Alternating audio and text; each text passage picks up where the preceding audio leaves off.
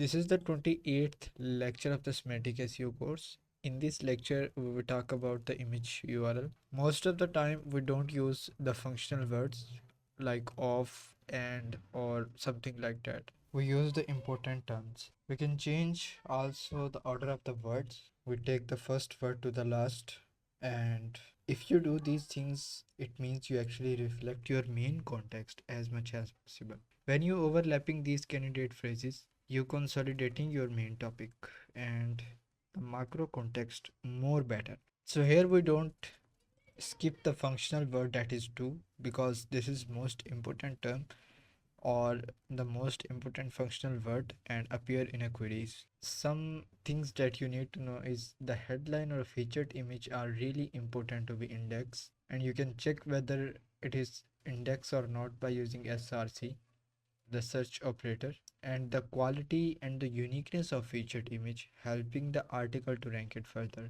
You see this overlapping because this is most important topic and we not want any dilution.